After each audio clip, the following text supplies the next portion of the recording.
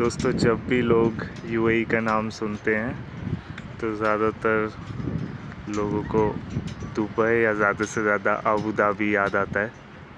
पर अब हम आए हैं यूएई के एक दूसरे पार्ट में, जो कि है हट्टा। यहाँ एक डैम, जैसे आप देख सकते हैं लेक है। बहुत सारी यहाँ पे बोट्स वगैरह, कायाक्स वगैरह आप हायर रेंट कर सकते हैं।